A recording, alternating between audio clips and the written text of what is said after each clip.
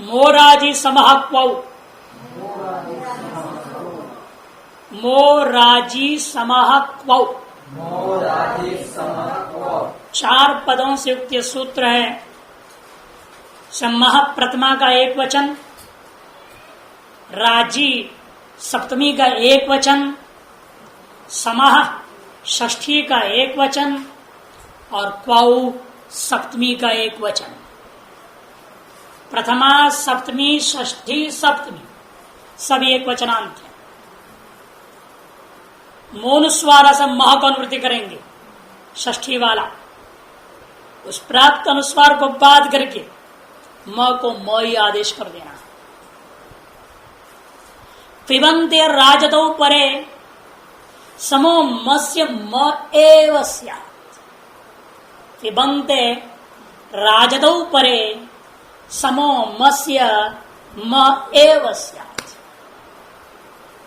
आप देखिए राज्य दीप्त धातु है, उस धातु का कोई भी रूप के परे रहते हुए ऐसा अर्थ नहीं है। जैसे पहले आपने पढ़ा था एत्यदत्युट सूत्रों में, इन गतो धातु का कोई भी रूप हो, एक धातु का कोई भी रूप हो, एजादि होना चाहिए। एजादि एत्यदत्यो रूप कोई भी रूप ले सकते, तिंगंत यंगंत यंगलुगंत सन्नंत कोई भी ले लो, इन्हें एजादि होना। अभी आपने पढ़ा था उधस्ता स्तंभो हो पूर्वस्य, वहां भी स्था धातु स्तंभ धातु का कोई भी रूप हो पर में,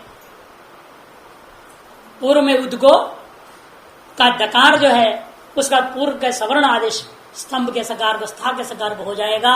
लेकिन धातु का कौन सा प्रत्यांत रूप होना चाहिए कोई नियम नहीं किया, स्था धातु होना चाहिए। स्था धातु का चाहे कृदंतो तैदांतो चाहे यंगंतो यंगलुगंतो तिंगंतो निजंतो सन्नंतो कोई भी हो, स्था धातु का रूप होना चाहिए, स्तंभ धातु का रूप होना चाहिए। लेकिन यहां ऐसा नहीं बोल रहे हैं। राज धातु का विप्रत्यांत रूप ही पर में रहने पैसे यह सूत्र लागू होगा। पिबन्ते राजतो पर विप्रत्यांत राज्य दीप्तो धातु का जो रूप होगा उसका पर में रहने से ही सम इस उपसर्ग के मकार के स्थान पे प्राप्त मोनुस्वार से होने वाला अनुस्वार को बाध करके म ही आदेश कर देना। अब देखिए राज धातु से पिप किया, पिप का सर्वापहार लोप हो जाता है।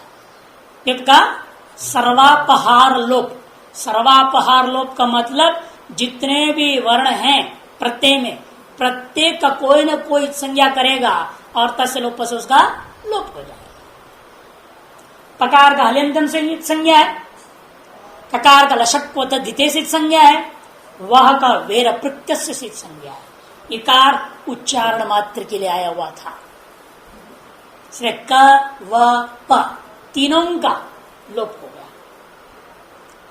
ये उच्चारण के लिए थे इसलिए वो भी चला गया। अब प्रत्यय कुछ भी बचा नहीं, प्रत्यय गया, बचा क्या केवल प्रकृति। लेकिन प्रत्यय आके जाने मात्र से ये हो गया कृदंत, अभी धातु नहीं रहा, केवल ये केवल धातु नहीं रहा, ये हो गया कृदंत। कृदंत होने से इसका प्रातिपदिक संज्ञा हुआ कृत तद्धित समासाश्च।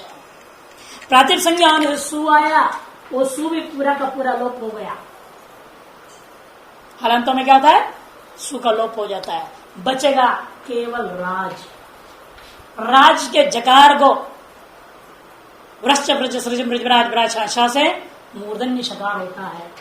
मूर्धन्य श को ड को ता राट बन गया। राज राश राड राट बच जाता है, अंत में बचता है राट। वावसाने राट राडो राट राड राजो राज राजम राजो राज राजा राढ़भ्याम राढ़भी राजे राढ़भ्याम राढ़भ्य राजा राढ़भ्याम राढ़भ्य राजा राजहो राजम राजी राजो राट्सु राट्सु हे राट हे राजो हे राजा, ये रूप चलता है। इसलिए ये क्या हो गया, राट राट प्रथमा का एक वचन, क्विप पा करके गया होने से इसका नाम है पिबंत राट। ये क्या कहेंगे? पिबंत राट शब्द। अब इससे लाया आपने सम उपसर्ग, सम धन राट। ये हमारा इस संधि कार्य में स्थिति है, सम धन राट। राट कैसे हुआ पिबंत, तो हमने जान के आपको दिखाया। सम धन राट, इस अवस्था में समास हो रखा है, अतएव नित्य। वैसे भी धातु और उपसर्ग का बीच में नित्य ही होता है। और नियम में पिप विच विड़ंदा धातुत्व न जहाती, उनको आप प्रातिपदिक संज्ञा बना दिया, आपने कृदंत बना दिया, प्रातिपदिक बना दिया, सुबंत बना दिया, सुपला करके पद बना दिया आपने उसको, फिर भी उसकी धातुत्व नहीं जाती। नियम क्या है? पिप विच विड़ंदा, पिप विच विड़ंदा धातुत्व न जहात, उनमें धातु तो बना रह जाता है, चाहे जितनी प्रक्रिया आप कर लो पे बाधी करके। पिप विच विड़ंदा, चौको ज हो जाएगा यहां, पिप विच विड़ंदा, च विच है, पिप में प है, प को ब हो जाता है, जलाम सुनते, और च को जो गया विच चकार भी जलाम सुनते। पिप विच विड़ंदा धातु न जाती, ये तीनों कृदंत प्रत्यय, कृत प्रत्यय, पिप विच विट, इसलिए इसमें धातुत्व भी है, ये उपसर्ग है। धातु और उपसर्ग का बीच संहिता संज्ञा नित्य होता है। अतएव परासन्निकर्ष संहिता सूत्र से नित्य संहिता संज्ञा किए जाने पर संधि कार्य जब प्राप्त हो तो सर्वप्रथम मौन स्वारण पहुंचता है। मौन स्वार कहता है मैं यहां पर इसको अनुस्वार कर दूंगा। कि सम कैसा है? पदांत मकार है, ये भी एक पद संज्ञा है, उपसर्ग भी पद संज्ञा है, इसका भी पद संज्ञा है, इसलिए मां का अनुस्वार होना प्राप्त हुआ। उसे बाध करके आपने लगा दिया मोराजी समहा क्वौ। इस सूत्र ने क्या किया? म को म ही आदेश कर दिया, क्योंकि क्या है? पिबंत राज धातु है, पिबंत राज धातु पर में है, अतएव सम इस उपसर्ग के मकार को मकार ही आदेश हुआ, अनुस्वार नहीं हुआ। तो रूप बना जन्म परिण संयोज्यम सम्राट,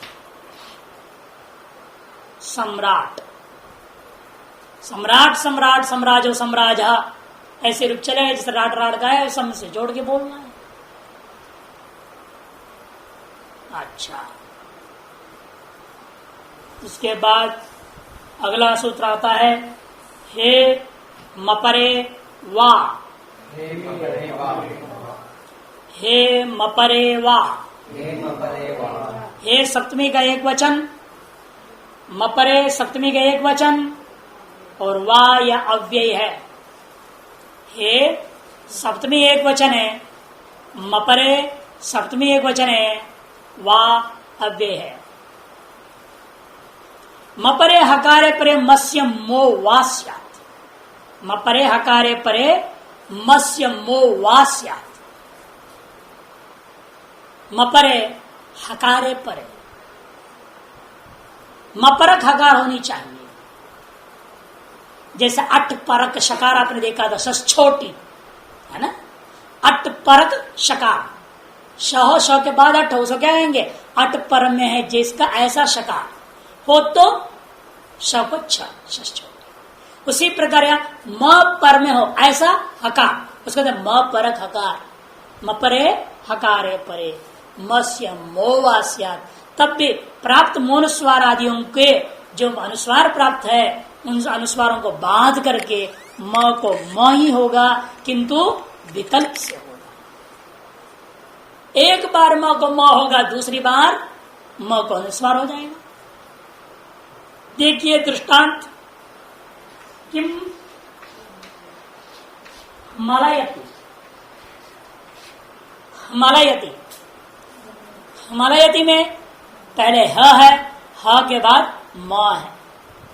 ऐसे हकार को हम कहेंगे मपरे हकारे, मपरक हकार। म है पर में जिसका ऐसा हकार, इसलिए मपरक हकार। मपरे हकारे परे, इस म को म ही आदेश विकल्प से होता है। या किम हिमालयती एक वाक्य है, अतः संहिता संज्ञा वक्ता की इच्छा के अधीन है। वाक्य तो सा विवक्षाम अपेक्षित, वक्तुरिच्छाम अपेक्षित। इसलिए फिर भी संहिता संज्ञा आपने किया, अतः संधि कार्य प्राप्त हो रहे हैं, तो मूल स्वर अनुस्वार नित्य प्राप्त था। उसको अवरोध करके हे मपरेवाने यहाँ पर म को म आदेश विकल्प से कर दिया, क्योंकि मपरक हकार हिमालयती का में मपरक हकार है, उसके परिवर्ते किम के मकार को मई आदेश हुआ। एक पक्ष से लिखा जाएगा किम हिमालयती, ऐसे लिखा जाए। म ह म जोड़ दो, म ह म। और दूसरा पक्ष में जब म को म आदेश नहीं हुआ तो मौन स्वारा से अनुस्वार हो जाएगा हिमालयती, अब अलग लिखा जाएगा हिमालयती। अब दो यदि पहले भी एक जगह गया है और दोबारा यहां हम ला रहे हैं। जो अनुदित सवर्ण प्रत्यय में निर्णय दिया था, विधीयमान अर्ण अपने सवर्णों को ग्रहण नहीं करा था, लेकिन आपने विधीयमान अर्ण में सवर्णों को ग्रहण पहले किया है। कहा? तोरली, विद्वान लिखती, वहां सवर्ण ग्रहण किया कि नहीं किया? अल्लाह का अनुनासिक लगा, विद्यमान है ल अर्ण में है, और अर्ण में होने से लकार अपने सवर्णों को ग्रहण करा नहीं सकता, लेकिन सवर्णों को ग्रहण कर लिया आपने, या नहीं? और नकार को अनुनासिक लादेश किया, विद्वान लिखती, ये रूप आपने बनाया था। अतएव परिभाषा है क्वचित भाव्यमान अणपि सवर्णान भिन्नाति। कहीं कहीं पर भाव्यमान जो अण है वह भी अपने सवर्णों को ग्रहण कराता है। कई जगह हुआ है, अब यहां भी करने जा रहे हैं आप। यवल परे यवलावा, एक वार्तिक आ रहा है, यवल परे यवलावा, यवल परे यवलावा। हे मपरे था ना, मपरे जबर यवल परे, हे यवल परे यवलावा। देखिए, यकार पर हकार हो, वकार पर हकार हो या लकार पर हकार हो, तो मकार के स्थान में यवल ही आदेश होगा। यवल आदेश, जब आदेश होगा म क्या है? अनुनासिक, उसकी जगह पे जो यह वाला आदेश होगा वो भी अनुनासिक होगा। और यह वाला कहाँ है? अण में है। अण में उनसे विधीयमान अण है, वो आदेश कर रहे हैं ना, वो विधीयमान अण है, वो अपने सवर्णों को ग्रहण नहीं करना चाहिए। और वार्तिक में जो दिखाए वो कैसा है? अनुनासिक है, अनुनासिक नहीं है। यवला पर है यवलावा, अनुनासिक नहीं है, यहां अनुनासिक विधीयमान है। और वो क्या कर रहा है? म के वजह से अपने सवर्ण भूता अनुनासिक को ग्रहण करा रहा है, उस सूत्र का विरुद्ध में काम कर रहा है।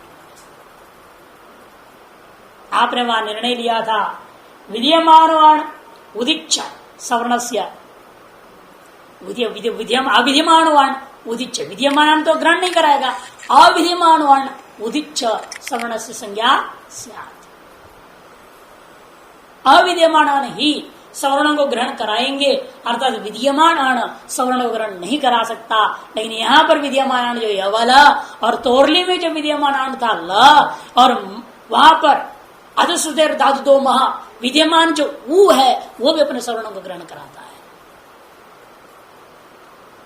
तो कई जगह ऐसा परिस्थितिवश करना पड़ा।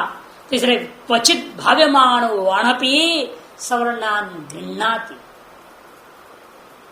इसलिए कहीं कहीं पर भाव्यमान जो अण है वह अपने सवर्णों को ग्रहण कराता है।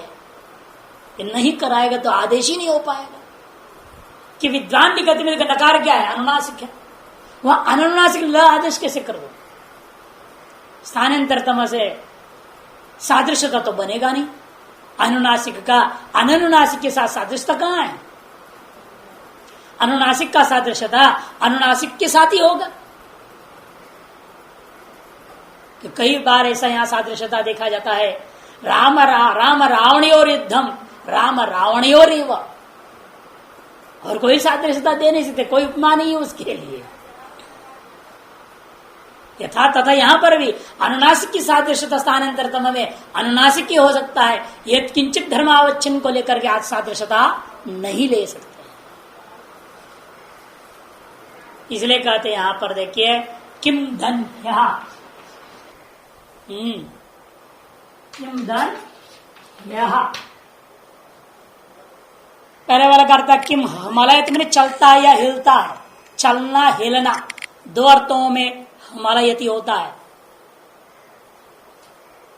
और किम यह कल क्या होगा क्या पता है? छुट्टी है ना, कल क्या होगा क्या पता, कल क्या, किम यह मने कल, किम मने क्या। अब याद कि यह कैसा है? यकार परक है, यकार परक हकार है, हकार पर यकार परक है हकार है, यकार परक हकार है। उस स्थिति में इस किम के मकार को क्या होगा? अनुनासिक यकार आदेश होगा।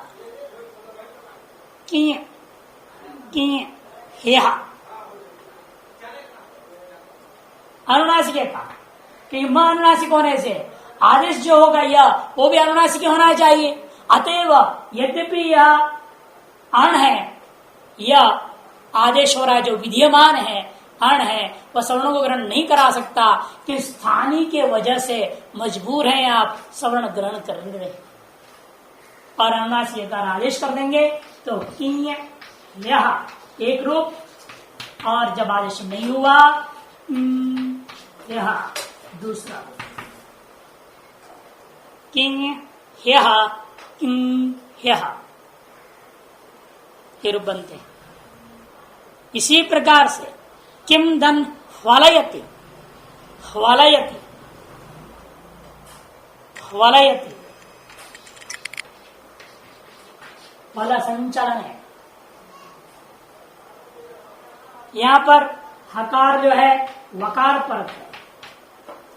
यथासंख्य मन से समाना में लगेगा। यवल पर है यवलावा, यपर हकार हो तो यह आदेश, वपर हकार हो तो वह आदेश, लपर हकार हो तो ल आदेश। यहां यथासंख्य मनुष्य समानाम परिवार सूत्र की सहायता लेना पड़ेगा।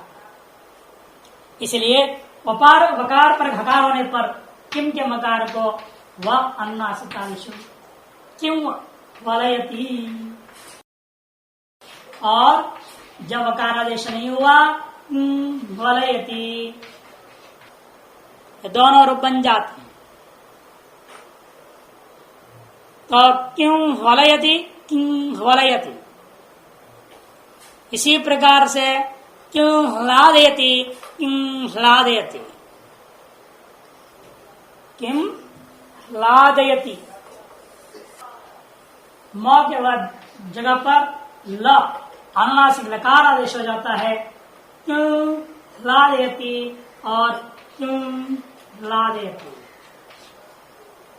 अनुनासिक लकार आदेश हो गया मकार को ह्लाद के प्रति, क्योंकि हकार परक लकार, लकार परक हकार है, हकार से पर में लकार है, इसे लकार परक हकार कहा जाएगा। उसके प्रति हुए म को म आदेश जो प्राप्त था, यानी म को अनुस्वार जो आदेश प्राप्त था उसे बाध करके आपने पहले म को अनुनासिक लकार आदेश कर दिया। वार्तिक यवल परे यवलवा के अनुसार यथासंख्य मर सम्मान इस परिभाषा सूत्र की सहायता से यवल परे यवलवा का तीनों दृष्टांत कि किम ह्लादयति किं ह्लादयति क्यों हलयति किं हलयति क्यों ह्लादयति किं ह्लादयति, ये रूप बन जाते हैं। यहाँ भी प्रक्रिया तो उसी प्रकार से बोलना है जो हमेशा बोले आ रहे हैं। यह वाक्य है, इसलिए वक्ता की विवक्षा के अधीन है। यहाँ जो है संहिता संज्ञा, और वक्ता ने यहाँ पर संहिता संज्ञा करने की इच्छा करी तो परा सन्निकर्ष संहिता से संहिता संज्ञा हुई। तो संहिता संज्ञा होने पर या संधि कार्य की प्राप्ति के प्रकरण में प्रक्रिया में तो सबसे पहले मोनुस्वार सूत्र से मांत पद किम के मकार को अनुस्वार आदेश होना प्राप्त हुआ। उसे रोक करके आपने यवल पर यवलावा इस वार्तिक के अनुसार यथासंगम समान परिवार सूत्र की सहायता से मकार को क्रमशः यहाँ के पर रहते हुए अन्नासिक यकार, फलयति के परते हुए अन्नासिक वकार और लादेति के परते हुए अन्नासिक लकार आदेश कर दिए। और तादृश आदेश के अभाव पक्ष में, वैकल्पिक आदेश होने से तादृश आदेश अभाव पक्ष में मकार को पूर्व जो प्राप्त सूत्र अनुस्वार से अनुस्वार कर दिया गया तीनों स्थलों में। तो इस प्रकार से 6 रूप बन जाते हैं। यह अनुनासिक पक्ष 3 और अनुस्वार पक्ष का 3। अब देखिए इसके पश्चात आता है न परे नहा, न परे नहा, न परे हकार। न परे मैंने सप्तमी एक वचन, नहा प्रथमा का एक वचन, 2 पदों से युक्त सूत्र है। हे को पूर्व सूत्र से लाएंगे, हे न परे नह बन जाएगा सूत्र। न परे हकारे परे मस्य नो वास्यात्, न परक हकार हो तो, न परक हकार पर में हो तो मकार के स्थान पर नकार आदेश विकल्प से होता है। तो दृष्टांत क्या है? किम धन नुते, किम धन नुते, नू धातु छिपाना अर्थ। मेरे क्या छिपाता है, हैं? सीधा सीधा दिखाओ, क्या मान लाए हो? नहीं, कौन कहा था? कृष्ण भगवान ने सुदामा को छिपा रहा था ना कृष्णा, किंग होते। देखिए क्या हुआ यहाँ पर, किम के मकार को नकार आदेश हुआ, क्योंकि यहाँ नुते में कैसा है? न परक हकार है ना। जो हकार कैसा है? पर में उसका नकार है। इसे नपरक हकार के पर में होने से किम के मकार को नकार आदेश हो गया। किम नुते एक पक्ष में, और जब आदेश नहीं हुआ किन अनुस्वार रह गया तो नुते, किन नुते, किन नुते। क्या छिपाता है भाई? किन नुते, नुते।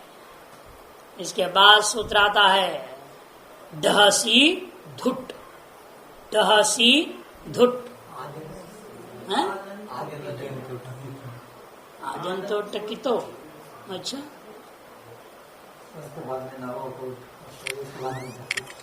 चलो क्रम अलग कर दिया, कोई बात, ऐसे रखो।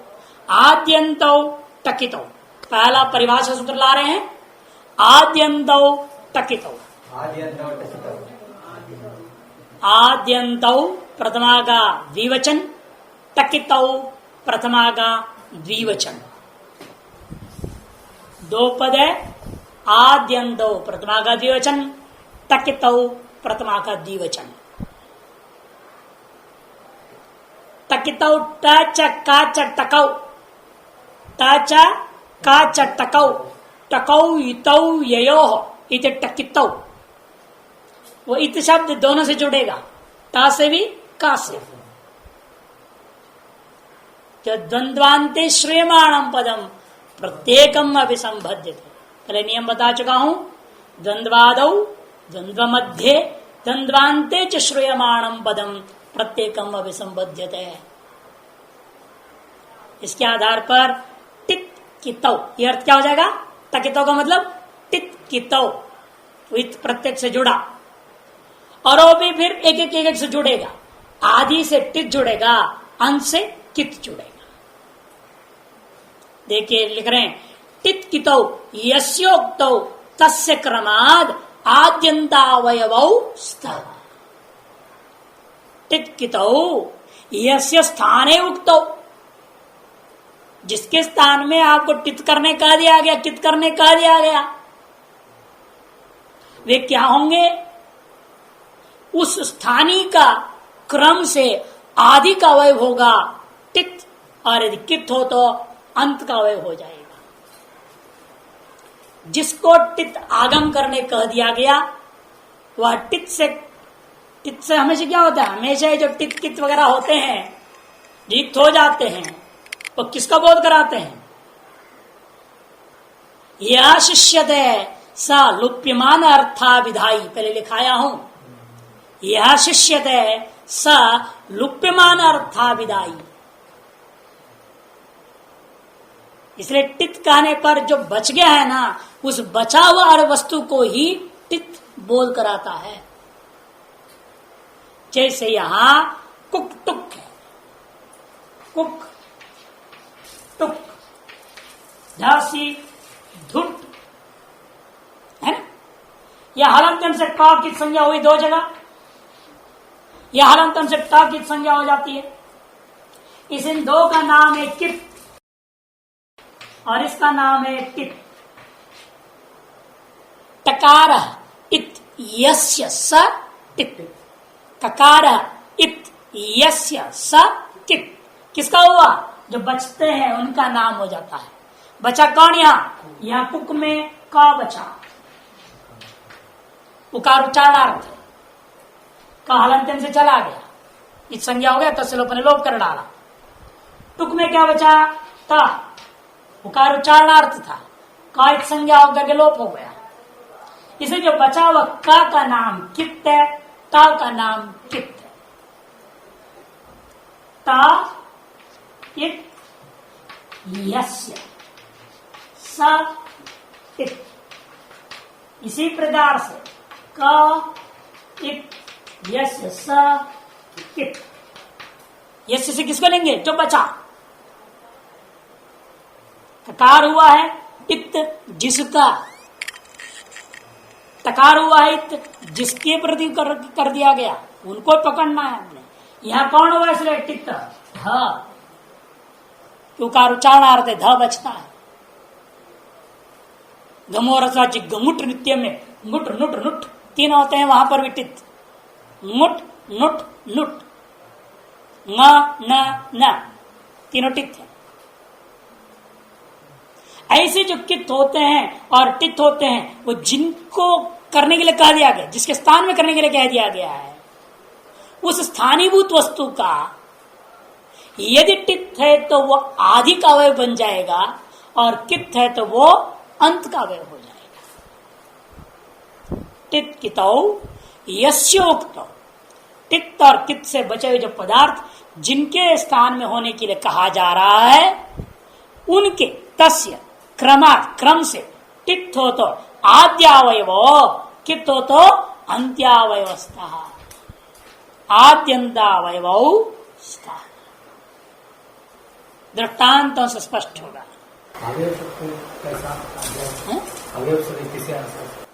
क्योंकि आगम में आदेश नहीं है ना, आगमन से मित्र बगल में तो बैठेगा, वह भी तो होएगा, और कहां से आना है? अनुवृत्ति क्या से जरूरत है क्या? कहीं आगम का अनुवृत्ति होता है? कोई भी आगम हो, और टित होने से ही आगम है। कैसे पता चला? वो परिभाषा सूत्र से चल रहा है आगम में। यदि आदेश होता तो परिभाषा सूत्र आता थोड़ी वहां। विचो अंत्यात पराहा, वहीं से लगा रहे अंत्यात परा कहे या ना, उस अंत के बगल में बैठेगा, इसका मतलब क्या? वो आगम है। बोलने की जरूरत है क्या? आ थोड़ी रहा, यहाँ अनुवृत्ति नहीं है। यहाँ यही सूत्र में आद्यंत टकितो, यहाँ कोई चीज की अनुवृत्ति नहीं है। स्पष्टम बोलना चाहिए तो स्पष्टम, यानी फिर भी आप पर दया कर दिया, वृत्तिकार ने व्याख्या कर दी है। टिकितव्यस्योक्तो तस्य क्रमाद आद्यंतावयवस्था। दृष्टांत है घ्नोः कुक टुक शरी। णोः कुक् टुक् शरी।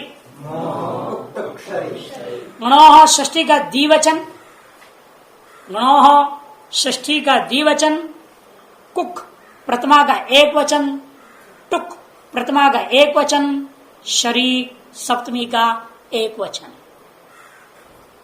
वास्तः बोल दिया, विकल्प से होगा, बस बाकी स्पष्टम। नकार को कुक होगा, नकार को टुक होगा, न को कुक का आगम होगा। यहां व्यथा संग में समानाम लगाएंगे, न को टुक का आगम होगा। गणोः गणोः कुक टुक, ये भी दो है स्थानीय।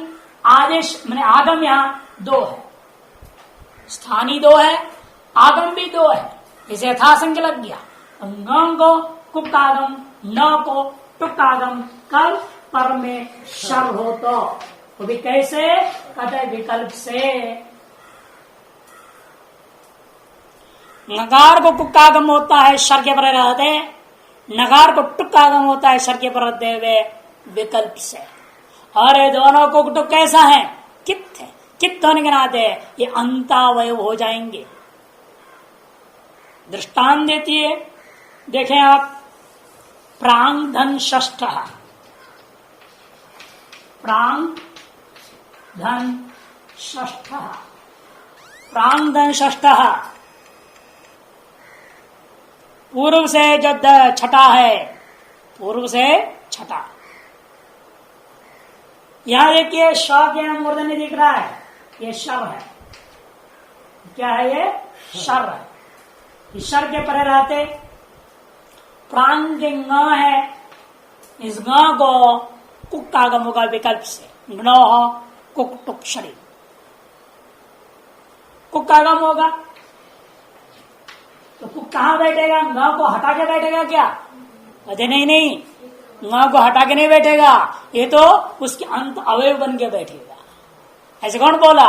आद्यंत उटकितों ने कहा, तब पता चल गया ये कुक टुक क्या है? आगम। यदि आद्यंत उटकित सूत्र कित और टित को आदि और अंतावयव न करते हुए नहीं व्यवस्था देता तो हम ग के जगह पर को बिठा देते, आदेश कर देते। इस सूत्र के कारण से पता चला ये आगम, ये उसके जगह पर नहीं बैठेगा, ये उसका अंतावयव हो जाएगा। तो इसलिए क्या हो गया? न के अंतावयव होगा तो प्रांग का धन षष्ठ विकल्प से हो रहा है, इसलिए ये भी रख रहा हूं, उसको मिटाना नहीं है। ये भी रहेगा, ये भी रहेगा, एक और रूप बनेगा, तीन रूप बनेगा इसका। प्रांक धन षष्ठ। अब एक वार्तिक आता है क को ख करने के लिए, चयो द्वितीय शरी पौष्कर साधीर्ति वाच्य। चयो द्वितीय शरी पौष्कर साधीर्ति वाच्य। जो चय है उस चय को द्वितीय वर्ण आदेश होगा। चय क्या है? चट तक प, वर्गों का प्रथम वर्ण है। चय में क्या है? वर्गों का प्रथम वर्ण है। चट तक पै, चय चट तक प वर्गों का प्रथम वर्ण है। इसके पर क्या आदेश होगा? वर्गों का द्वितीय वर्ण आदेश हो जाएगा। चयो द्वितीया। कब? शर के परे रहते, शर के पर में रहते हुए होना है। एक का है चय, उसको होगा द्वितीय वर्ण, और षष्ठा कहने से ये है शर। किसके मत में? पुष्कर सादि नाम ऋषि। पुष्करे सीदति निवसति यासा पौष्कर सादि, तस्य पत्यम पौष्कर सादि। पुष्कर नामक एक स्थान विशेष है, राजस्थान में आज भी विद्यमान है। वहां रहकर तपस्या करता और ऋषि का नाम पुष्कर सत, उसका पोते का नाम पौष्कर सादि। उस पौष्कर सादि नामक जो ऋषि हैं उनके मत में चय को द्वितीय वर्ण आदेश हो जाता है, शर के मत पर रहते हुए, और पाणिनि का मत में नहीं होगा। ये विकल्प है। एक ऋषि का मत में होगा, और पाणिनि के मत में नहीं होगा। इसे विकल्प होगा कि नहीं होगा? इसे क्या होगा? द्वितीय वर्ण होगा। यथा संख्य निर्देश समानाम क्षय है तो का द्वितीय वर्ण कौन होगा? ख प्रांग ख धन षष्ठ। यह पहला रूप है प्रांख षष्ठ। प्रांख षष्ठ पहला रूप हो गया पौष्कर सादि मत में। जब ये नहीं हुआ तो पाणिनि के मत में क श का संयोग करो क्ष हो जाएगा, तो दूसरा रूप बनेगा प्रांग षष्ठ। ये दूसरा रूप है। और जब कुक आगम नहीं होता है तो पाणिनि का मत में ही ये पहला जैसा का तैसा रह गया प्रांग षष्ठ। तीन रूप हो गया। प्रांख षष्ठ पौष्कर सादि मत में, प्रांग षष्ठ कुक आगम पक्षे पाणिनीय मत में, प्रांग षष्ठ कुक आगम अभाव पाणिनीय मत। तो पाणिनि के मत में दो, पौष्कर सादि मत में एक, कुल तीन रूप बन जाते हैं। प्रांख षष्ठ प्रांग षष्ठ प्रांग षष्ठ। इसी प्रकार आप दृष्टांत दे रहे हैं सुगण, वहां भी उत्तरवर्ती शब्द तो षष्ठ ही है। सुगण धन षष्ठ।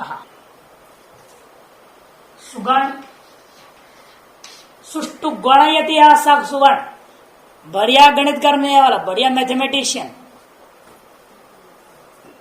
गणित में एक्सपर्ट, जोड़ने में एक्सपर्ट है।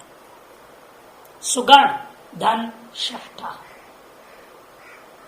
यह न है नो कुक टुक शरी टुक आगम हो जाएगा। आद्यंत टकितों की सहायता से यह टुक आगम होगा, क्योंकि षष्ठ का शकार शर है, वह पर में है। यह सब जगह वाक्य यहां कहीं भी समास आदि नहीं है। वक्ता की इच्छा के अधीन संहिता संज्ञा करके संधि प्रक्रिया किया जा रहा है।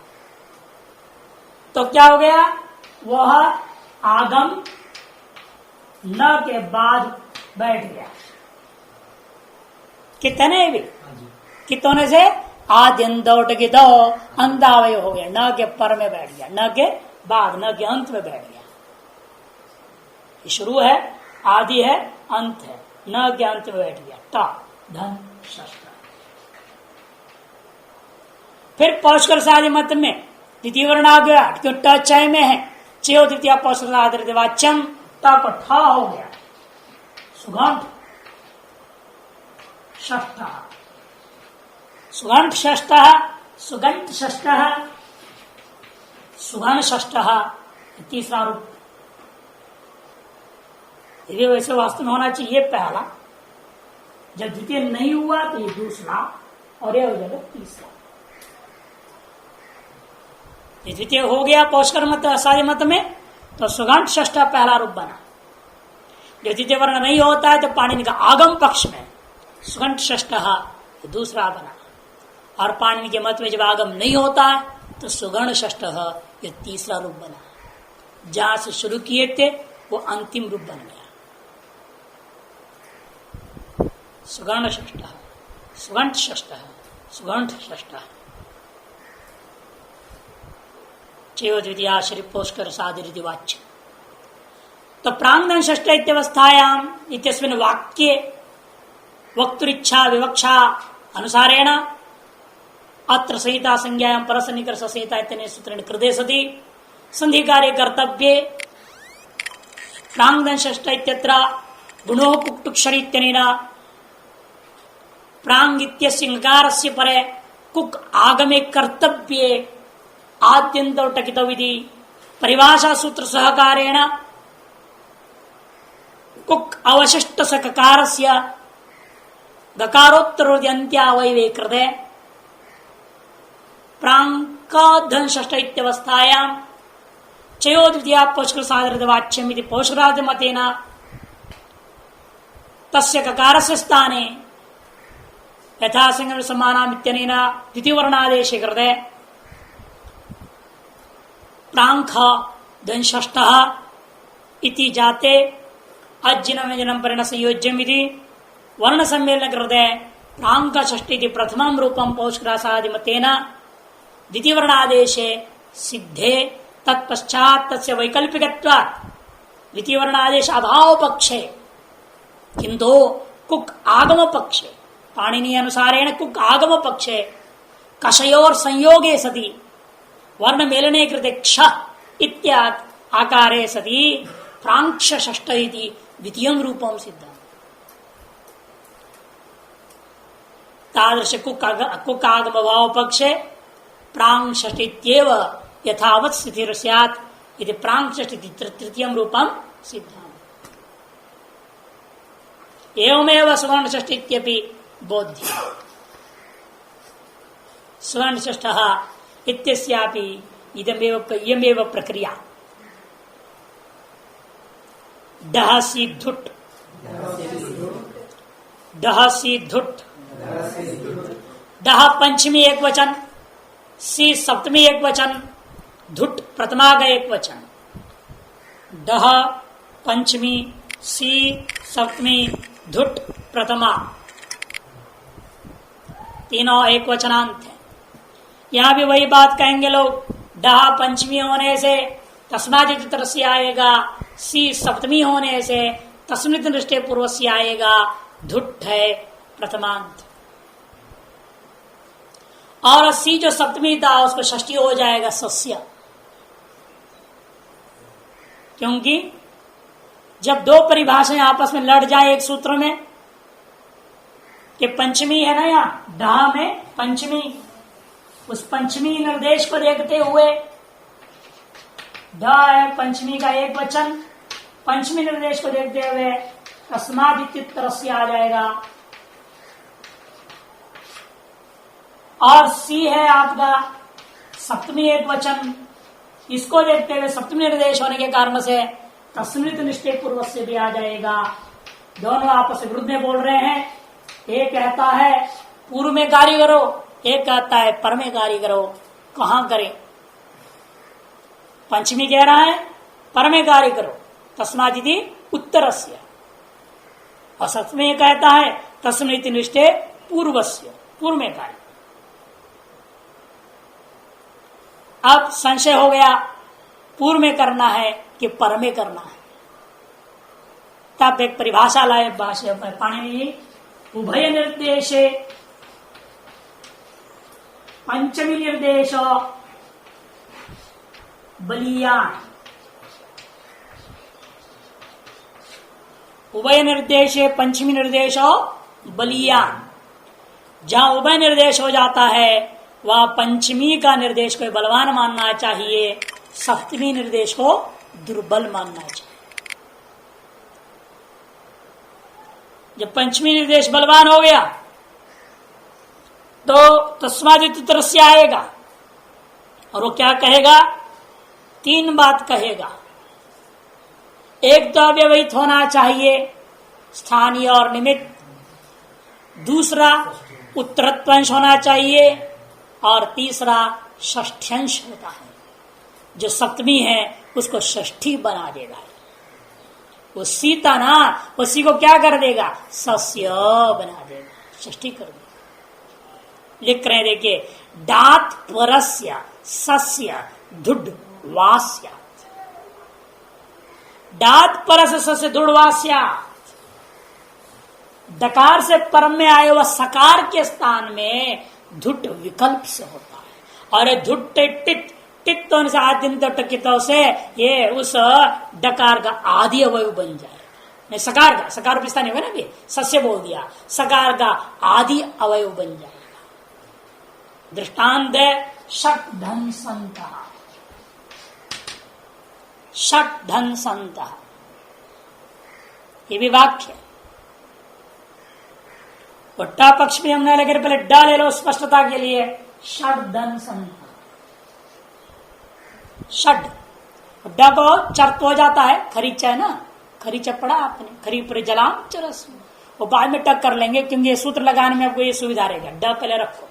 षड धन संत डकार है, डकार से पर में संत के षट में डकार है अंत्यावय वो, और संत के आते सकार है। डकार से पर में सकार है, उस सकार को आपने क्या कहा? धुठो। डात परस्य सस्य धुड वास्यात विकल्प से। धुट होने तो कहां बैठेगा धुट? कह आद्यन दौड़ की दो, उस सकार के आदि अवयव हो जाएगा। तो कहां गया वो? षड धन ध संत। वो सकार का आदि अवयव होगा, वहां लिखना ध, इधर नहीं लिखने का। क्यों? ये मान लो इसको कर भी दे तो बिगड़ता क्या?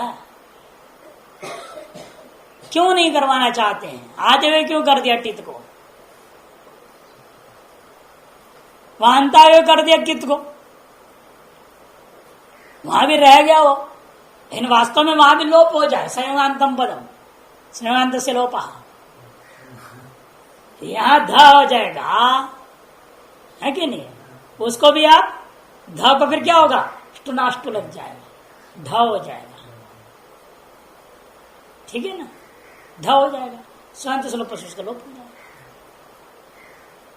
पता है ना? फायदा ही नहीं धुट करने का, इसलिए उसका आद्य करने को बोल दिया। तो उधर लगेंगे तो उधर भी तो आदि में लगेगी। उसके आद्य पर समंत स्वरूप थोड़ी लगना है ना, उसमें भी शर्त में किया तभी उसके भी आदि में लगेगा। उसमें आदि में कैसे लग जाएगा वो? तब से कित करनी पड़ेगी ना, उसको अंतः करना पड़ेगा, ताकि सकार के इसके बीच में तो आना है कहीं ना कहीं। यहां करेंगे तो उसको धुट नहीं कर सकते, धुक करना पड़ेगा, ताकि स और ध का बीच में तो बिठाना है। तब से धुक कर देंगे, वो यहां लाएंगे फिर लोप हो जाएगा, फायदा नहीं। इसलिए धुट कर दिया और उसके आदि में बिठा दिया तो झंत हो गया। अब क्या होगा? खरीचा दो बार लगेगा। पहले खरीचा लग गया, धा को ता कर देंगे, षड धन ता संता। अब यहां भी लोग कह सकते हैं इसको ता कैसे करोगे, ता खरीचा कैसे लगेगा? तो असिद्ध है, तो लक्ष्य भेद से दोबारा वही सूत्र लगा दे तो असिद्ध नहीं रहेगा। पूर्वोत्तर सूत्रों में असिद्धि होती ना, दो भिन्न सूत्रों से कार्य करना है तो, एक ही सूत्र से दो लक्ष्य में कार्य करना है तो कोई आपत्ति नहीं। इसलिए दोबारा खरीचा लग गया, ड को ता, षट संता, एक रूप हो गया। जब धुट्टागम नहीं होता है तो सीधा खरीचा लगाओगे इसी पक्ष में तो षट संता, षट संता, षट संता।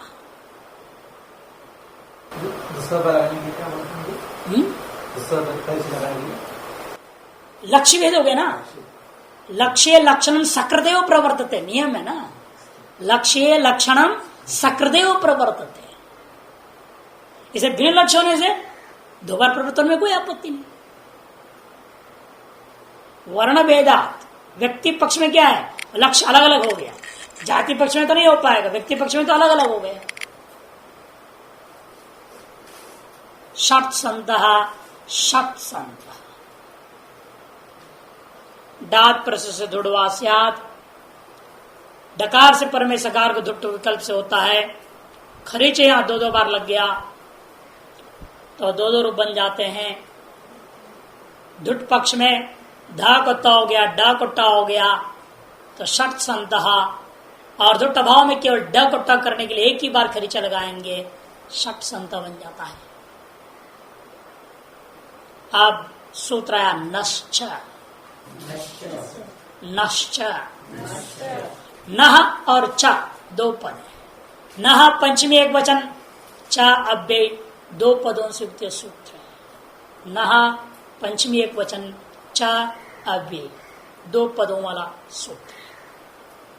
नाम तत्पर से दुडवास्यात्, नाम तत्पर सस्य दुडवास्यात्, पुरुष से सी धुट आ गया, ना सी धुट चा, ये सूत्र बनेगा ना एक तरह से।